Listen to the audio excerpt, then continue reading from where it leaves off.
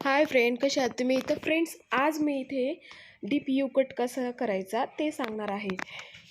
तर फ्रेंड्स, इथे मी फर्स्ट कस्टमरला व्यवस्थित स्प्रे करून घेतलेला आहे आणि त्यानंतर मी मिडल पार्ट काढून घेतलेला आहे, जेणेकरून ती आपली गाईडलाईन राहील.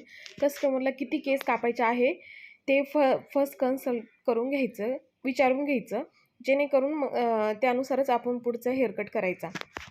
तर माझ्या कस्टमरला तेवढे केस कापायचे होते, म्हणून मी ते केस कापले. त्यानंतर काय केलं, त्यातली एक गाईडलाईन घेतली आणि त्याने मी दुसरी साईड कट करत आहे. बघू शकता तुम्ही मी कशा पद्धतीने कट करत आहे. होल्ड कोणत्या पद्धतीनं करत आहे, केस बघू शकता एकदम अशी म्हणायचं झालंच तर तिरकं पकडत आहे. वरच्या बाजूने तिरकं पकडून कट करत आहे आणि सेम तेच तिरकं पकडून पकडून वरती कट करत आहे. अशी बघू शकता तुम्ही.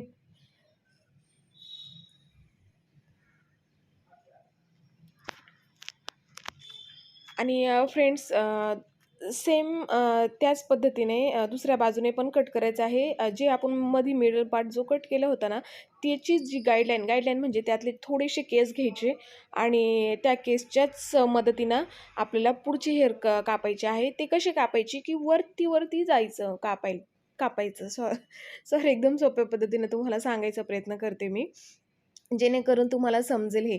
आता मला माहिती आहे, जे पार्लर आहे त्यांना तर ह्या गोष्टी माहितीच असतात, पण जे नवीन आहे किंवा जे शिकताय किंवा जे अशी घरगुती महिला आहे, त्यांना तर माहीत नसेल ना हे छोट्या-छोट्या पद्धती. म्हणून मी इतक्या सोप्या पद्धतीने सांगण्याचा प्रयत्न करते.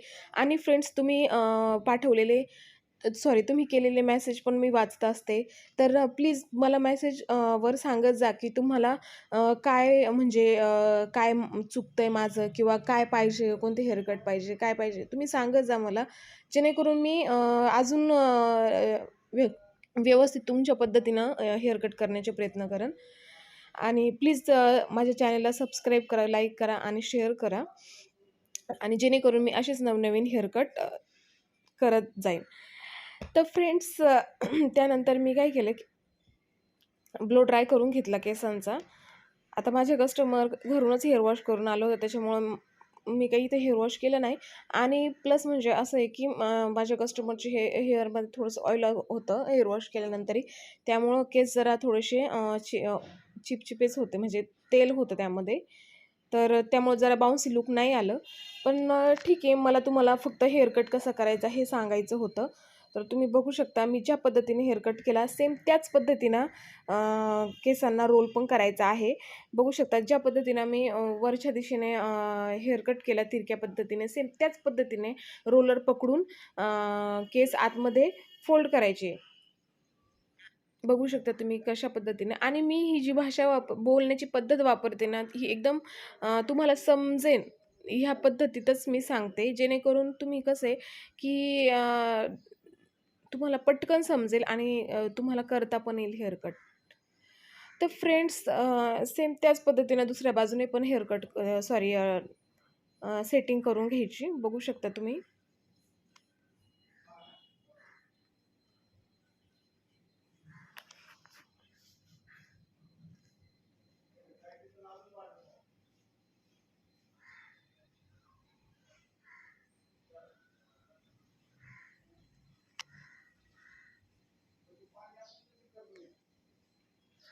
अशा प्रकारे तुम्ही व्यवस्थित ड्रायरने केसांना फोल्ड करून घ्यायचं, सेटिंग करून घ्यायची.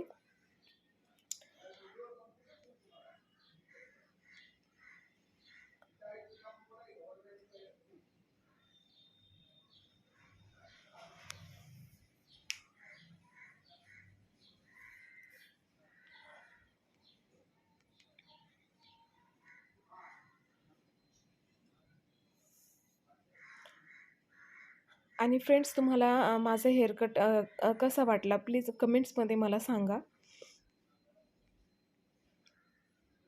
बघू शकता तुम्ही. हा आहे DPU कट.